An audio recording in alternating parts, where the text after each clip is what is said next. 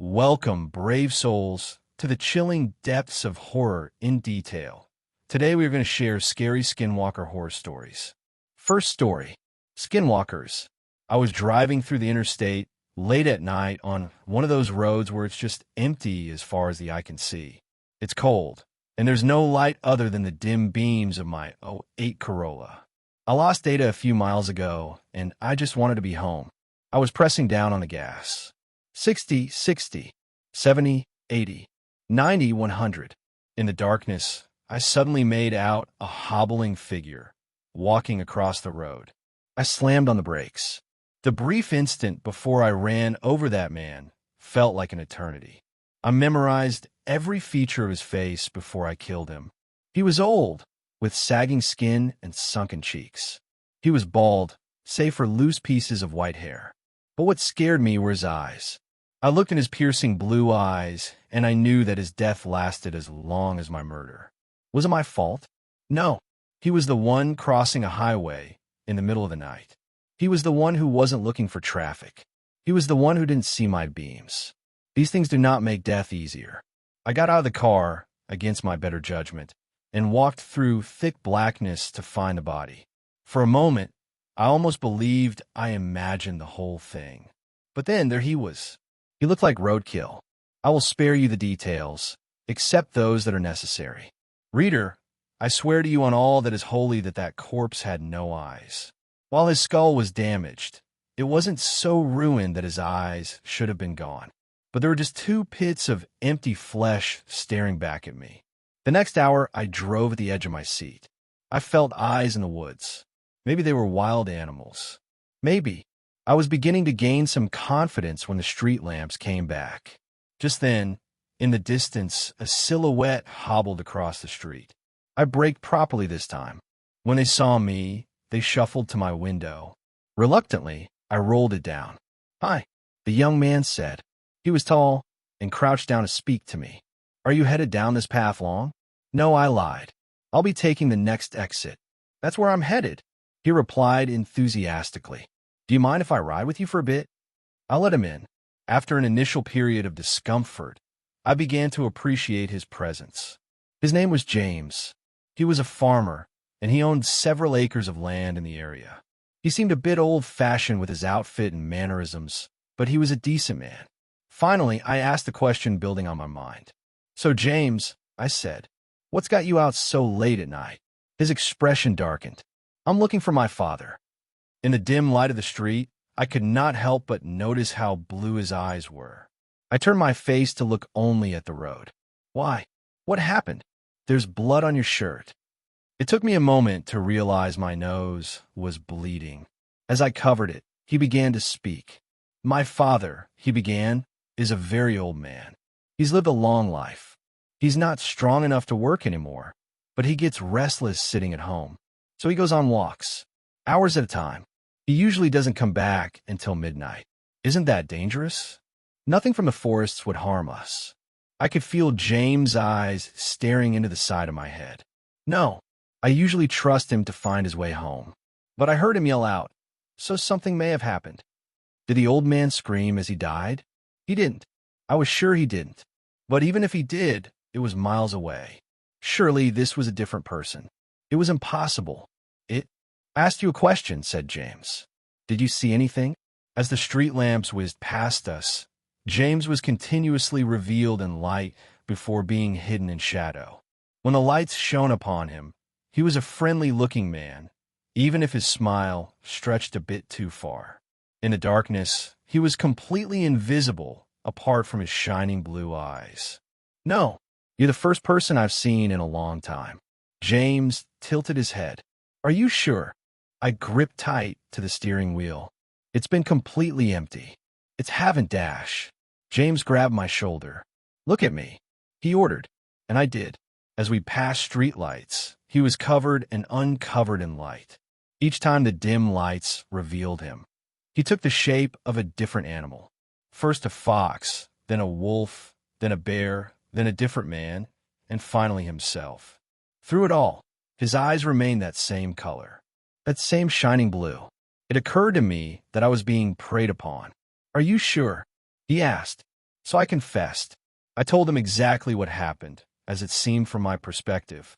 In turn, he listened, and it felt like everything around me fell silent to listen too. My heart rate slowed. When there's nothing else you can do, there's no point in stressing.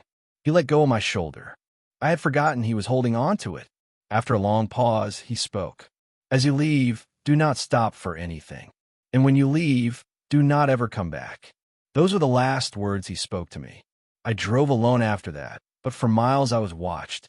There were many other strangers on the road that night. I doubt any of them would have done what James did. Let me go with a slap on the wrist. But he saw me first, and I made it home safe that night. If there's a takeaway from this, it's that I am very, very lucky.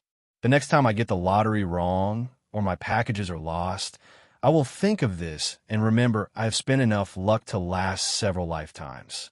Sometimes I will see a bird watching me for a bit too long, and I will know they haven't forgotten me. So I hang a feeder. It's best to be grateful. Second story, the Skinwalkers of Wisconsin. It was a weekend. I was out hunting in the northern forests of Wisconsin.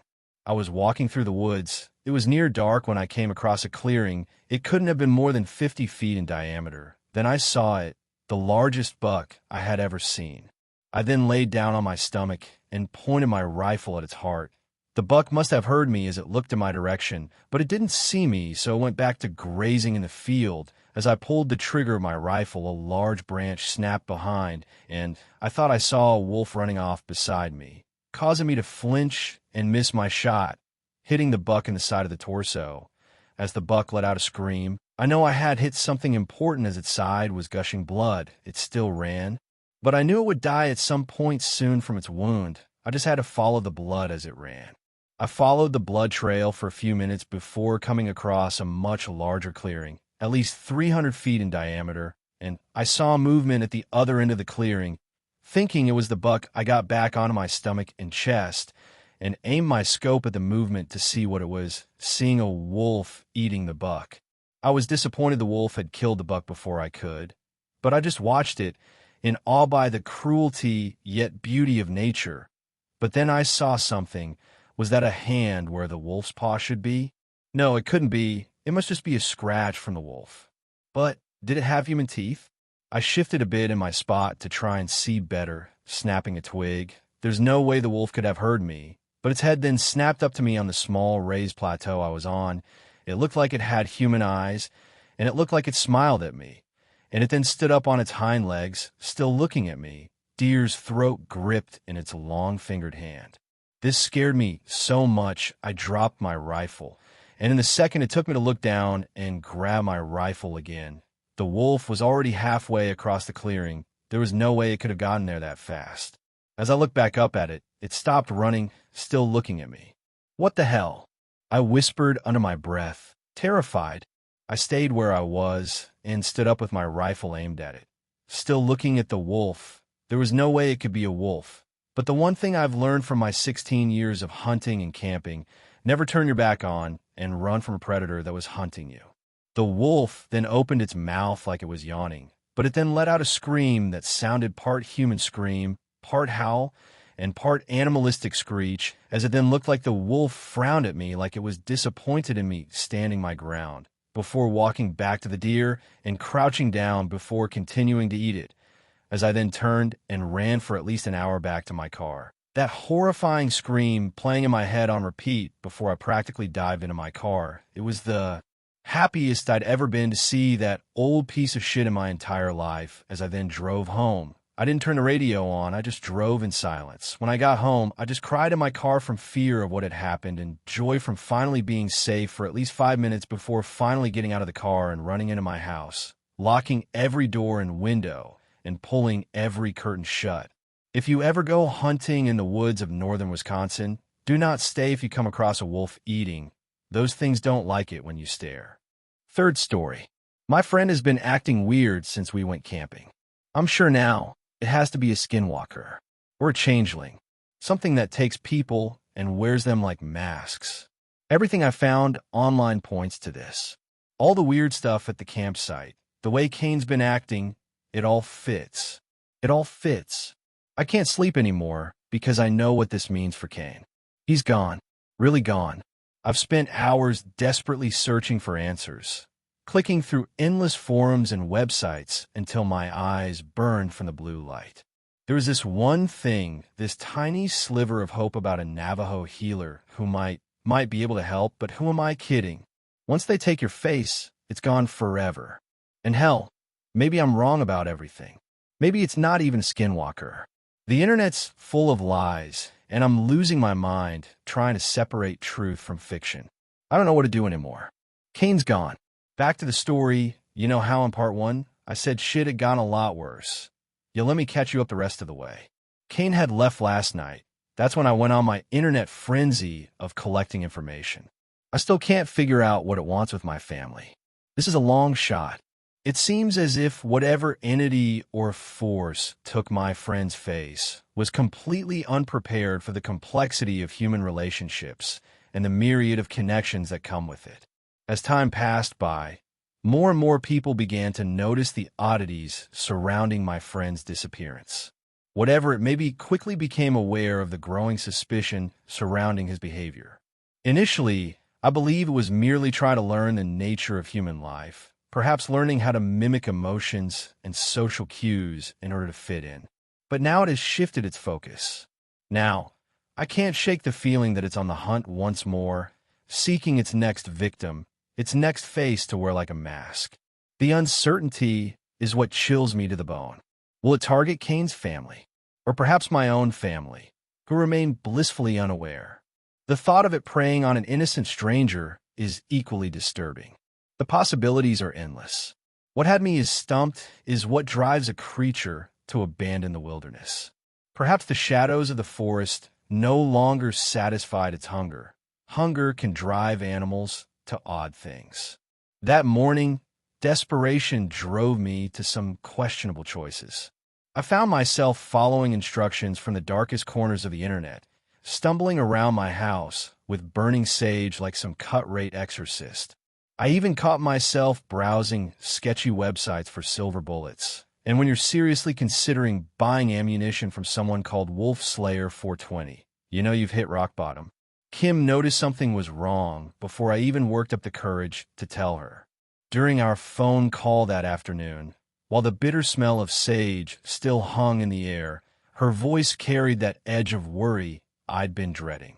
"You're not yourself," she said. I try to play it cool, brush it off with a laugh, but you can only pretend for so long that your world isn't unraveling. The truth kept clawing its way up my throat, demanding to be heard. I hesitated, my voice barely above a whisper. "Kim, I need to tell you something. It's going to sound crazy, but I think something's seriously wrong with Kane." The words tumbled out, a mix of fear and desperation.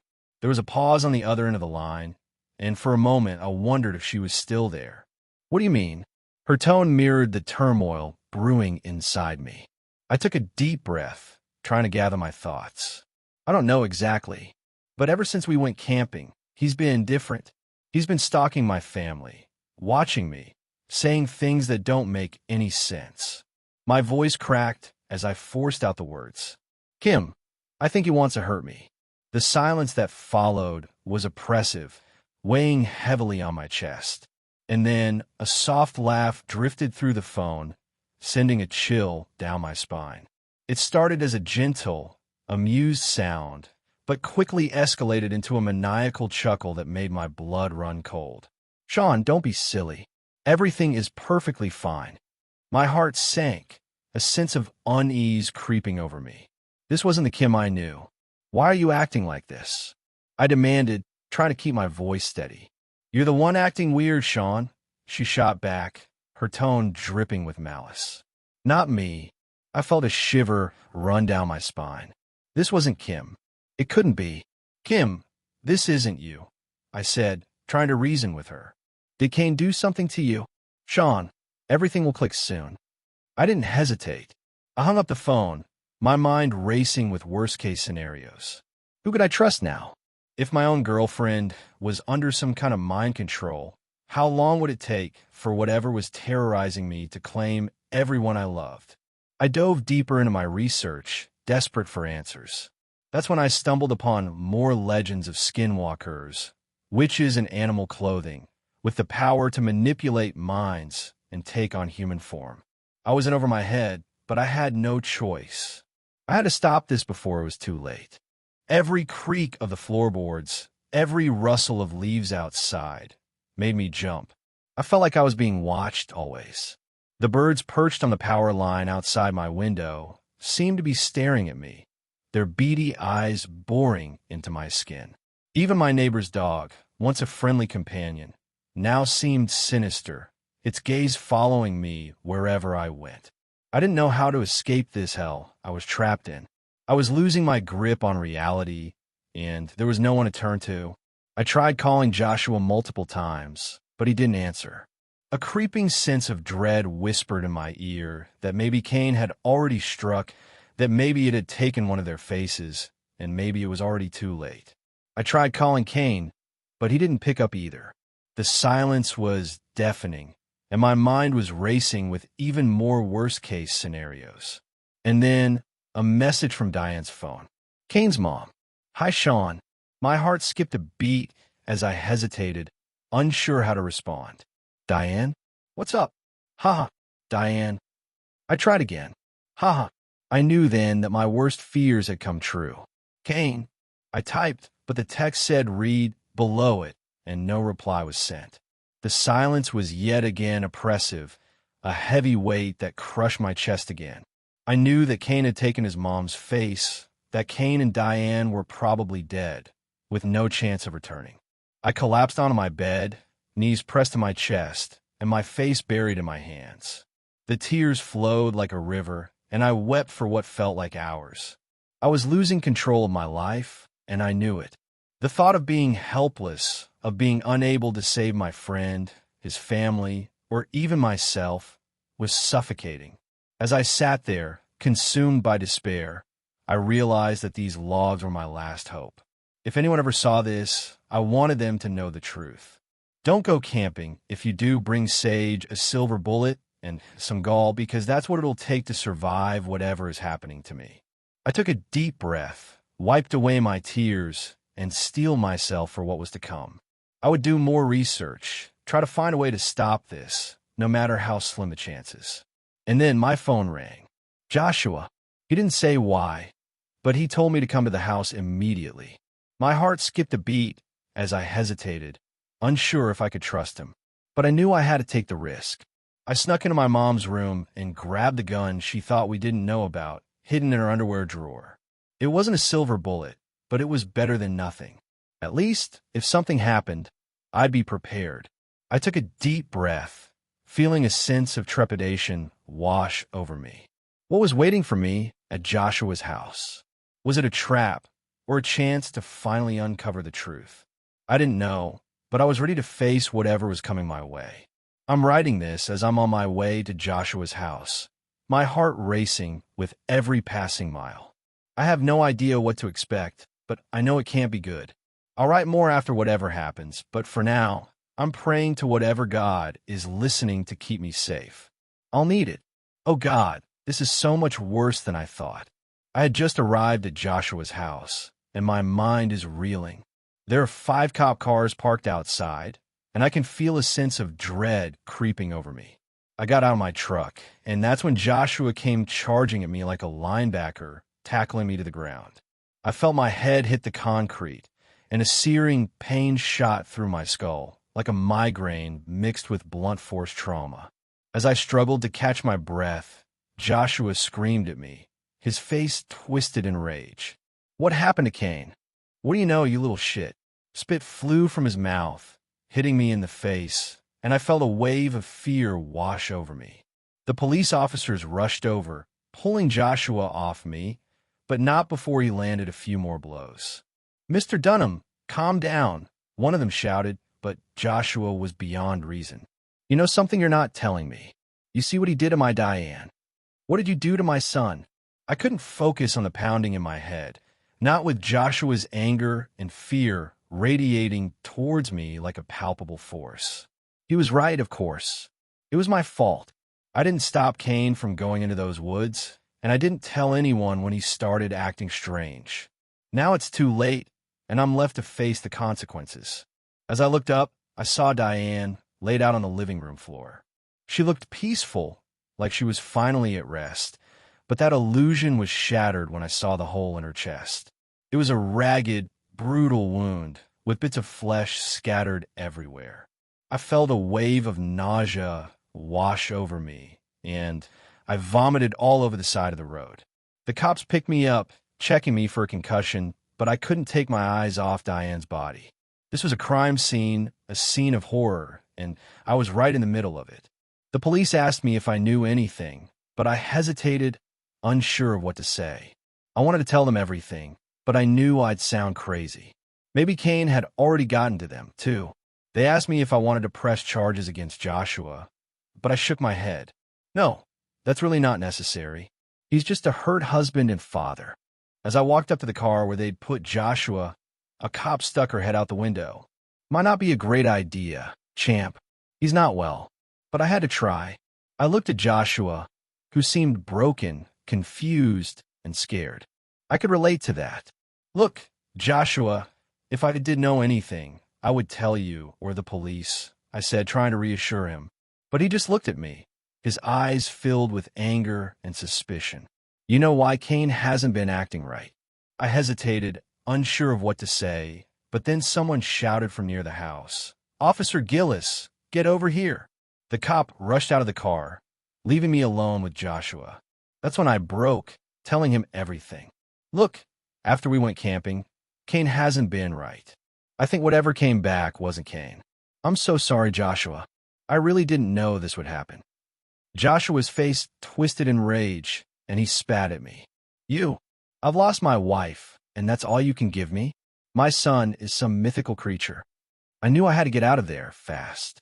You're the only one I can trust, Joshua. I'm going to fix this. I promise. I started walking back toward my truck, but the cops stopped me, telling me I couldn't drive. I had to walk home, feeling like I was being watched, like Kane was already closing in. I'm writing this as I'm sprinting back to my house, my heart racing with every step. I see a crow following me, its black eyes watching me, and I know I'm not being paranoid. Every time I slow down, the bird slows down, and every time I stop, it lands and caws at me like it's taunting me. I just made it into the house, barricading the windows and door with every piece of furniture I could find. I'm standing facing the door, waiting for whatever is coming next. I can hear a light pitter-patter trail from the front of the porch to the front door, and I know I'm running out of time. Luckily, my mom was at work and my sister was at school, so they were safe and didn't have to watch me go into a psychotic episode. A shadow materialized, Kane's silhouette. But my mother's voice drifted through the door, sweet as honey and wrong as a nightmare. "Sweetie, I'm home early from work. Let me in." The doorknob rattled, each tiny movement like thunder in my ears. "That's not you, Mom." The words barely made it past my lips, each syllable trembling with a fear coursing through my veins. "Don't be ridiculous, honey. Your sister's right here with me." A pause, then, "Come on, you idiot, open up." My sister's voice chirped, the familiar sound twisted into something that made my skin crawl. Hot tears carved paths down my cheeks, each drop hitting the floor like a gunshot in the silence. My throat closed up as panic clawed its way through my chest. "Get the hell away. You're not real." Then Kim's voice joined the chorus, but it was wrong, too deep, like someone trying to speak through mud. "Let us in, you moron. We're freezing out here." "Cut the act, Kane. It's middle of summer, you piece of shit. Just leave." The voices merged into something ancient and terrible, a sound that shouldn't exist in our world. My stomach heaved as this demon, screamed through my door. "Open the goddamn door, Sean. You're making your sister cry, Sean. I'm sick of these stupid games you keep playing." Terror crashed over me like a tidal wave, drowning out everything else. My body began to shut down, not in the usual fight-or-flight way, but something deeper and more primal. Like some deprived part of my brain decided playing dead was the only option left. But in my gut, I knew that wouldn't save me from what waited on the other side of that door. I pulled the gun out I had tucked in the back lining of my jeans. The figure was banging at the door to the point where it almost tore the hinges out of the wood, and the doorknob shook so violently the screws fell out until it dropped, leaving a hole in the middle of the door. I watched as Kane slowly bent down and peered his empty eye through the hole to look directly at me. That's when, without thinking about it for a second, I flicked the safety off the gun, held it up, and shot at the door 4 times before lowering the gun. I heard the thud of his body outside the door. I sighed in relief as I went up to the window, pulling back the dresser that covered it, and peeked outside to see Kane was nowhere to be found. I knew I hit him because I could see liquid all over the porch, but it wasn't blood. It was more like a disgusting black sludge with the viscosity of honey. That's when I saw a bird coming straight for the window. I tried to push the dresser in front of the window, but it was too late. Kane had already crashed through the window. I couldn't look away as Kane, or whatever had possessed Kane, began to change. The transformation was like watching every horror movie I'd ever seen, compressed into 30 seconds. His feathers thinned and melted away, each one dissolving like candle wax as his body stretched and swelled to human size. The worst part was the sound. The wet snap of wings twisting into arms, bones crackling like kindling in a fire as they forced themselves into new positions. When the teeth burst through his beak, they didn't just appear. They ripped through like nails through rubber, bringing waves of thick, black ooze that dripped between them. By the time it was over and everything looked normal again, I'd forgotten how to breathe. We were standing there in the middle of my living room. This is when I had stupid, trivial thoughts run through my head like, why did I never go back to check the campsite? Why did I not even try to reach out or find a Navajo healer? Did I care that little about my friend or about my family? But there he was, the creature that stole my friend's face and used it to kill his own mother and terrorize my loved ones. Why? Why would you do this? I stammered. The being that had once been my friend Kane let out a low, menacing chuckle.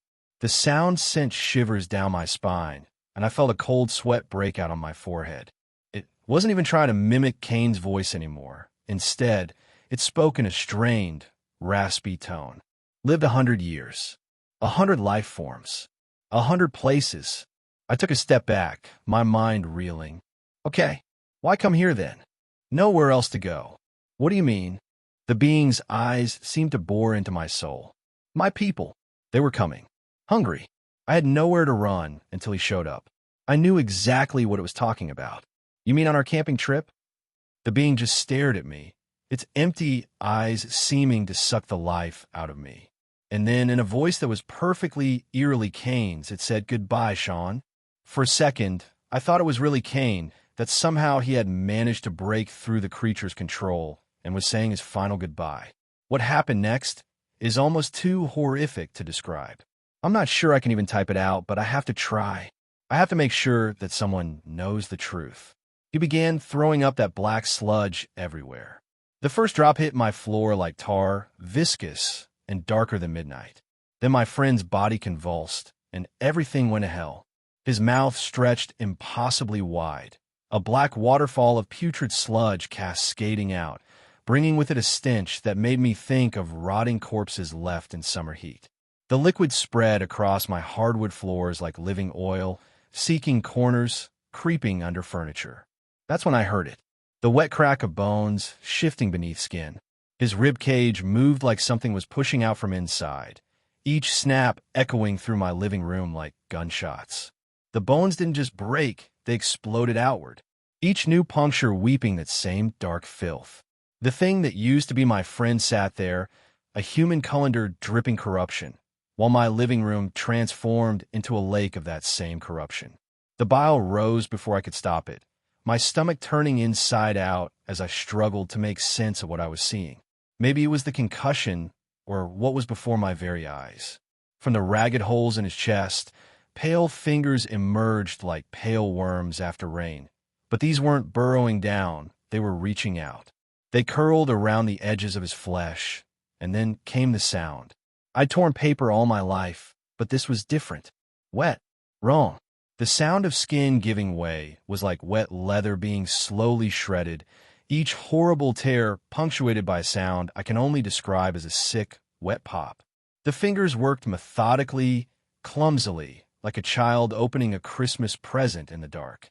Only this gift was my friend's chest being peeled open like a blooming flower made of meat. The scene before me defied reality itself. Kane's body split open like a molting insect, but what emerged wasn't some creature or beast.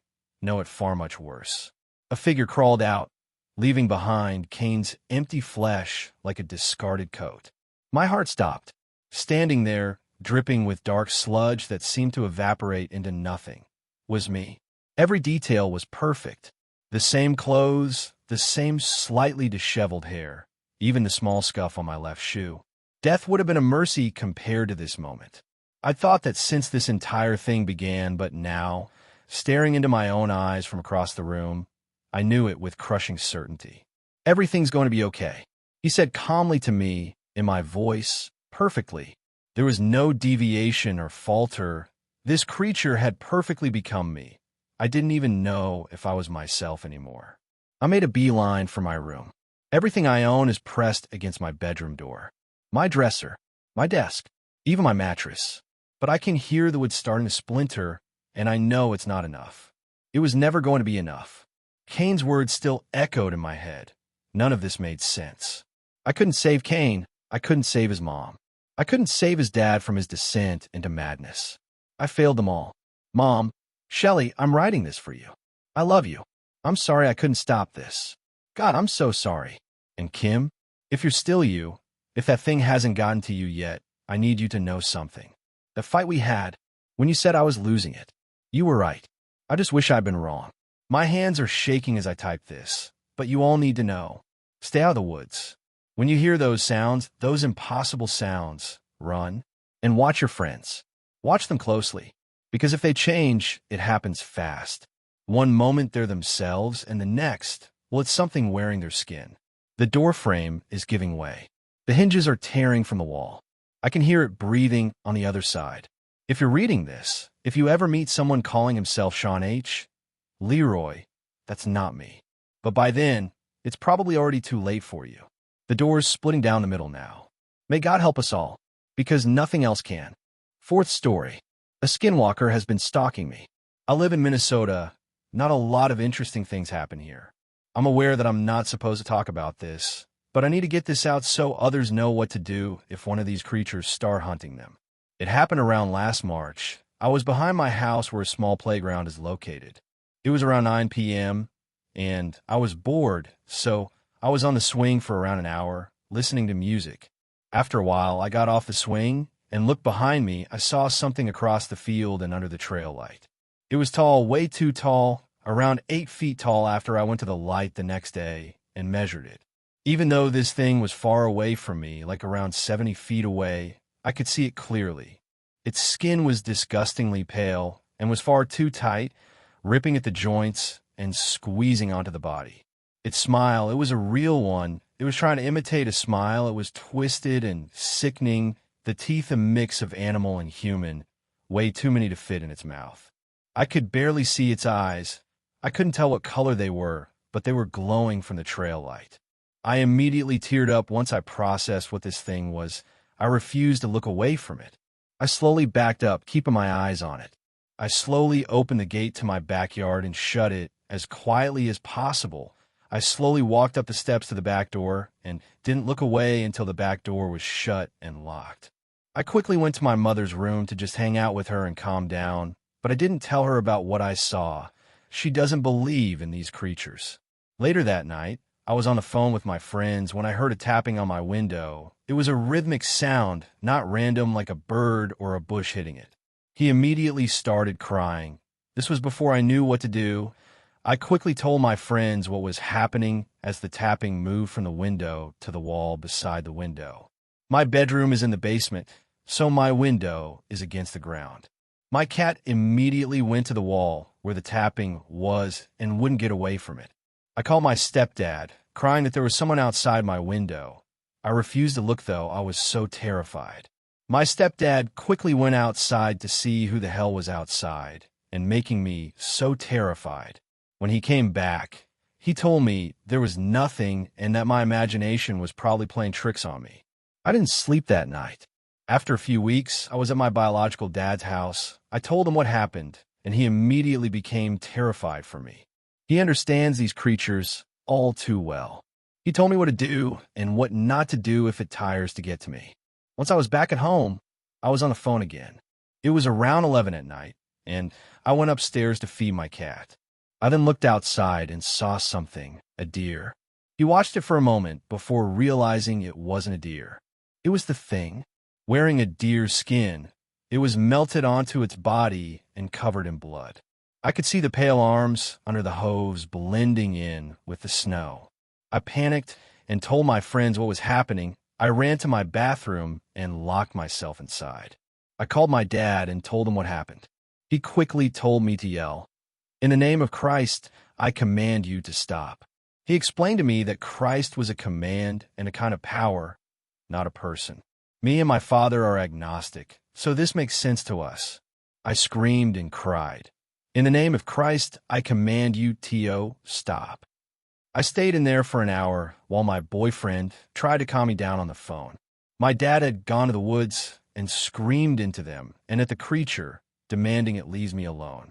After an hour, my boyfriend convicted me that I was safe. It's the best way to protect myself from these things. I eventually went back to my room and fell asleep while drawing. I haven't had another experience with it yet, but since I talked about it, I'm sure I'll unfortunately see it soon. Fifth story. I went camping with my friends. Something is really wrong. 3 years ago, my friends and I decided we would all go on a fun camping trip for the weekend. Like most friend groups, we had a group chat where we discussed plans and other random topics. Typically, our plans are made last minute. Somehow, planning ahead never worked out for any of us. Ironically, the more spontaneous the plan, the more likely it was to actually happen. So you can imagine my surprise when we managed to plan a camping trip in advance, and it actually worked out. All of our parents said yes, and no one had any games or school commitments to worry about. We scheduled the trip for a Friday evening, planning to spend the whole weekend outdoors. When Friday finally came, we were all excited. Some of my friends brought tents and fire-starting gear, while others packed safety equipment just in case. The only downside? We had to hike a trail to reach the campsite. I had work that night, so I was the last one to start the hike. I got off at 8:30 p.m. and made it to the trailhead by 8:50. The hike would take an hour at most. Keep in mind, I lived in Colorado, so wildlife was always something I had to watch out for. But little did I know, wildlife would end up being the least of my concerns. As I started along the trail, my mind began to race. I'd always been someone who overthought everything. My thoughts spiraled. What if a bear comes out and eats me? What if my blood sugar drops and we're out of snacks? What if someone is stalking me from behind the trees? Eventually, those thoughts faded, and I found myself more focused on the music playing through my headphones. As I kept walking, I realized my blood sugar was actually starting to drop. I stopped for a quick snack break and sat down to rest. I've been a type 1 diabetic since birth. Ever since I was 18 months old, when my pancreas decided to retire early, my life has revolved around managing sugar intake. All that really did was turn me into a sneaky kid who constantly found ways to sneak sweets. Sometimes I wonder what it would be like to be normal. But then again, this is my normal. I don't have a single memory of life without diabetes. If anything, not having it would feel abnormal to me. Maybe I wouldn't be the punching bag of the group if I didn't have it. Maybe my mom wouldn't carry so much guilt over it. Either way, there's not much I can do. It's just a shitty hand I was dealt. Once my blood sugar was back at a reasonable level, I stood up and continued down the trail. But after a few minutes, I stopped. My surroundings felt off, uncomfortably unfamiliar. I looked at the map I was using and realized I'd taken a wrong turn. I had been walking in the wrong direction for nearly the entire hour this hike was supposed to take. A chill crept through me. It felt like freezing water was being pumped through my veins. My mouth went dry, and my heart pounded so hard I could feel in my head. Fuck. Okay, this isn't a big deal, I muttered to myself, trying to stay calm. I just walked back until I reached the point where I went off course, then take the right path. But deep down, I was panicking, and I didn't even know why. It wasn't just that I was lost. Something about that one wrong turn felt wrong in a way I couldn't explain, like it had set something in motion. As I retraced my steps, a strange paranoia crept over me. I started walking more quietly. I pulled out my headphones and tried to suppress every sound I made, moving quickly but silently like something might be listening. As I started walking, I began to notice something strange. Why are there two sets of footsteps? I wasn't imagining it. I could clearly hear it. It wasn't subtle. Every time I took a step, something else did too. But it wasn't just that something was walking behind me. No, it was that every footstep it took was perfectly synchronized with mine. Not just the timing, the sound was identical. The only reason I even noticed it was because of a slight delay, just a fraction of a second. I know, that doesn't make much sense. If it stepped when I stepped, the sound should have blended perfectly. But it didn't. I could hear the echo of it, like a mirrored version of my own movement, just a half beat behind. I started counting each of my steps and each of the ones I heard. It wasn't the idea that someone might be there that scared the shit out of me. No, it was the realization that something was there copying me. Perfectly. That's not something a person can do. No human can replicate another person's footsteps exactly. Not down to the sound, weight, and rhythm with 100% accuracy. Most people, when they think they're being followed, will call out, ask who's there, or maybe even run. They'll make it obvious that they know. I wasn't going to do that.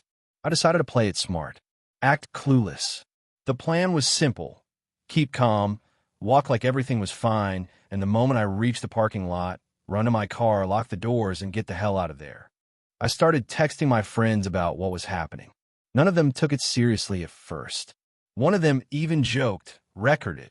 So I did. Surprisingly, the recording made it clearer. You could hear it. The sound of multiple footsteps, perfectly synchronized, but with that strange delay. The second they heard it, the tone shifted. Suddenly, they were asking real questions. Where are you? How close are you to the campsite? I told them my plan. Then I shut off my phone. I wanted to seem unaware, but not vulnerable. That's when I think it started to get impatient. The footsteps weren't perfectly in sync anymore. They were slipping, getting sloppy. Now anyone could have heard it. It wasn't subtle anymore. At first, I couldn't figure out why it was giving up the illusion. Then it hit me. It wanted me to know it's there. Now I had two options. Stick to the plan and keep walking, or abandon it and run in a different direction. Option 2 became the obvious choice real fast. The footsteps started to charge. I don't even have words for how fast they moved. Unreal, like something out of a nightmare. But the worst part? They weren't behind me. They were in front of me. This entire time, I had been walking toward it. I never saw it. It was too dark. But I heard it, running straight at me, with that impossible, inhuman speed. And that's when the real fear hit me. I can't even begin to describe the fear I felt. It wasn't just the kind that makes your heart race. This was deeper, primal. My chest tightened so hard it felt like my ribs were closing in on my lungs. My heartbeat wasn't just pounding, it was slamming like it was trying to break free from my chest. Every beat hurt. My skin went cold and clammy, like all the warmth in my body had been sucked out through my face. It felt hollow, like my skull was trying to collapse in on itself. My mouth was so dry it felt like sandpaper, like I hadn't had water in days. Even my thoughts weren't normal. They didn't come in words anymore, just sharp flashes of panic like alarm bells going off in a language I didn't understand. This wasn't just fear. This was my body reacting like it knew something was wrong, something it couldn't see but felt. I bolted off the trail and into the woods. There was no way I could outrun this thing in a straight line. Whatever it was too fast. I ducked between trees and ran in every direction I could, desperate to break its line of sight. I don't know how long I ran. Minutes? Hours? My lungs were on fire, every breath a knife in my chest. I finally stopped when I realized the footsteps were gone. But so was the trail. I had run so far, turned so many times, I couldn't tell where I came from. And to make things worse, it was dark. Not just can't read my phone dark. I mean pitch black. I couldn't even see 2 feet in front of me. I reached for my flashlight. Just as my fingers brushed the switch, something stopped me. Not a feeling, an instinct. It was deeper than thought. Something primal, ancient. A survival reflex that didn't feel like it came from me. Then I heard it. A voice in my head. One I wasn't in control of. Don't. I froze. I don't know why, but I knew if I turned on that flashlight, I'd die. Move, it said. So I did. I walked forward, straight ahead for what felt like minutes, hands out, blind. Stop. I obeyed. My body wasn't mine anymore. I was just following orders. Silence. Then the voice returned, louder this time. H-I-D-E. My stomach dropped. Hide? What do you mean? I couldn't see anything. How was I supposed to hide in a forest? I couldn't even see. H-I-D-E. The voice repeated sharper, more urgent. And that's when I knew, whatever had been chasing me, it wasn't done yet. It was close. My gut was right. I heard footsteps again. I dropped to the ground and pressed myself behind the largest tree I could find, heart hammering, breath shallow. I didn't move, didn't blink. A horrible thought crept into my mind. What if it's a Wendigo or a Skinwalker? It didn't seem that far-fetched. I do live in Colorado. The idea only made the crushing sense of dread worse. I heard it begin to circle. Its steps were slow, deliberate, like it knew. Are you in? The voice in my head, loud, sudden, panicked. It caught me off guard. I barely had time to register what it said before I heard it, the footsteps charging straight toward me. It found me. I ran. I zigzagged wildly, cutting through trees, not caring which direction I went, just moving fast and erratic. I ran until my legs burned and my lungs begged for air. Then I stopped. I collapsed to the ground, crouched behind a thick brush, too exhausted to go any further. I could only pray I had lost it, that maybe, just maybe it gave up. That's when I heard it. An ear-piercing scream ripping through the silence of the woods. It came from behind me, close but somehow distant, like it echoed from somewhere it shouldn't have been. I froze, paralyzed by fear, waiting for the voice, the real voice, to guide me. And then I heard something else. James? Holy shit, James, is that you? Eric. It was Eric's voice. My friend. Every ounce of fear drained from my body in an instant. Relief flooded through me. I was about to jump up, call out to him. But then the voice returned. D-O-N-T. Why? Why did it say that? I listened anyway. And within seconds, I realized why. It was there, looking for me. That didn't make sense. I had just heard the scream behind me. Not even seconds ago. And now, Eric's voice. But it wasn't him. None of it made sense. Before I could spiral any deeper, something pulled me back to the present. Something far worse. I could see it now. And this wasn't a Wendigo. It wasn't a Skinwalker. It wasn't anything I could recognize. It was tall. No, inhumanly tall. Its limbs stretched so far they nearly touched the ground, and its fingers dragged through the dirt with each movement. The nails. God, the nails. They were long, jagged, soaked in something dark, blood, maybe. And they weren't just sharp. They looked designed to tear through flesh. But the worst part? I couldn't even see its face. It was so tall, its upper half disappeared into the tree canopy. Its torso was skeletal, thin, bony, and its skin had the texture and color of bark, almost perfectly camouflaged in the night. I began to inch away, slow and silent. But then, snap, a twig underfoot. It heard it. No, it reacted to it. Instantly. It didn't turn like a person. It didn't move naturally. Its entire body stopped, frozen mid-step, and then just its neck turned. Long. So disturbingly long. It peered down at me. The rest of its body didn't move, only the neck, twisting in an unnatural angle. I didn't wait. I didn't want to see its face.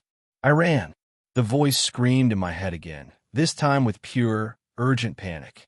Run. The footsteps came fast, too fast. They didn't sound like running. They sounded like something charging through the woods. tearing through branches, eating the distance between us like nothing. It roared, but the sound, it wasn't the scream I heard earlier. This time, the voice in my head started shouting commands. Left, right, faster, slower. I followed them blindly. My feet pounded the ground, lungs burning, vision blurring. I didn't know where I was going. I just knew I had to keep moving. Then, stop. I collapsed behind a fallen log, gasping, body trembling, and for the first time I realized it was gone. Somehow, the thing was no longer chasing me. Quiet, the voice whispered. I obeyed. Not a sound, not a breath too loud. Then another word. Snack. And that's when I understood. My blood sugar, the running, the fear, the adrenaline. It had drained me completely. I was crashing, and if I didn't eat something soon, I wasn't going to survive, even if the monster didn't get to me first. I pulled out a candy bar and began eating as quietly as possible. It had been a good 15 minutes. The voice had gone silent, and everything around me was dead quiet. Not peaceful, not still, just wrong. I tried to reassure myself that I was going to make it out alive. But no matter what I told myself, I couldn't shake the feeling. I couldn't calm down, because in my gut, I knew this only ended one way. Listen, the voice returned, cutting through the silence like a blade. I listened, and then I heard it. James! The voice was uncanny. Have you ever watched the Mandela Catalog? It sounded exactly like that, like a warped imitation of a real voice, stretched and hollow, echoing from something that wasn't human and never had been. Turn around. I turned, and standing there was a humanoid figure. But it wasn't human. Its left arm was half missing, torn away, bone exposed. The rest of its body looked decayed, rotting like a corpse left out too long. And its proportions off. Some of its limbs were too long, others grotesquely swollen or twisted. Its smile glowed faintly in the darkness, so wide, it had torn the skin around its mouth. Blood still clung to the shredded flesh, and I could see inside. Ropes of dark, stringy blood stretched between jagged teeth, like it had just chugged a gallon of blood. It didn't speak again. It just stared. Then in one motion it dropped to all fours and screamed. A high-pitched, bone-shattering shriek, inhuman, violent. Then it charged. I didn't even get the chance to run. It was too fast. It grabbed me. And then nothing. Just the sound of flesh tearing. Pain. Then, darkness. I woke up in agony. Every inch of my body hurt. The first thing I noticed was the light, broad daylight, pouring in from behind me. I was lying at the entrance of a cave. Next to me was a pile of bones. Definitely human. In front of me, nothing but pitch blackness. The cave stretched deeper than I could see. I didn't have time to process anything before I heard it again. That thing. It was already chasing me, back on all fours just like before. But this time, there was distance between us. I had a head start. I pushed myself to my feet, ignoring the pain, and ran. Faster than I ever have in my life. It screamed again, a horrible, piercing scream that ripped through the air. It was so loud, I thought my eardrums would burst. But then, I noticed something. The scream wasn't behind me. It sounded like it came from in front of me. I didn't look. I just kept running, my feet pounding the trail until somehow I made it back. Back to the parking lot. Back to my car. And the police were already there. They rushed me, took me in. I was barely conscious by that point. I hadn't realized just how messed up I really was. The thing had bitten a chunk out my shoulder. Deep, rag scratches tore across my back. Some of the wounds were already infected. They asked me what happened. I lied. What was I supposed to say? The truth? That a monster in the woods stalked me for a week and left me to die in a cave full of bones? They'd have locked me in a padded room. I had been missing for a week. A whole week. And somehow I survived, which made no sense. I didn't have my backpack. My insulin was gone. My pump was missing. There's no way I could have gone a week without it. No way I could have gone that long without water. Yet, I did. Somehow. Recovery was long and hard. Therapy was even worse. Eventually, I told the truth. The therapist gave me the usual canned response. Trauma interferes with our memory. Yeah, I know what I saw. She made me talk about it a lot. And that's when I started putting the pieces together. The screams. The voice in my head, who I thought was a guide, it wasn't guiding me out. It was leading me deeper. There weren't just one of those things. There were two. Every time I heard that scream, every time I thought it was in front of me, it was actually right behind me. They played with my perception, bent my senses, used sound, and hoped to trap me. They weren't hunting me for the kill. They were playing with me. And I think that's the part that breaks me the most. They kept me alive on purpose. They let me wake up. Again and again. I wasn't unconscious for a week. I wasn't asleep that whole time. I kept waking up. But every time I opened my eyes, it was night. Every time, I'd forget what happened the time before. And every time, the chase would begin again. Sometimes I'd run. Sometimes I'd hide. Sometimes I'd hear a loved one's voice calling out to me. Eric, my mom. But they weren't real. The second creature, whatever it was, it mimicked them. Used their voices. Their faces. It gave me hope just long enough to lead me into the jaws of the other. Every night, the game reset. And every time I lost. I know this now because the memories are coming back. Slowly. In flashes. In dreams. I wasn't asleep for a week. I woke up 7 times. 7 nights. 7 rounds of fear, pain, and false hope. I even went into the cave. The same one it always came out of. I think I lived in it for some of those nights. The memories are still blurry, but here's what haunts me the most. Why was the last time different? Why did I wake up in daylight? Why was that the only time I made it out? I ran 10 minutes from the cave to the trail. That's far, but not far enough to explain why the pattern broke. It doesn't make sense. And maybe it's not supposed to. Some things are random for a reason. Some horrors don't follow rules. This is just what I remember, my perspective. But I know one thing for sure. It's over now, and I am never going camping again. No, I'm never going near the woods again. Thanks a lot for watching the video. Till the end, subscribe to Horror in Detail for more videos. Drop your suggestions in comment section.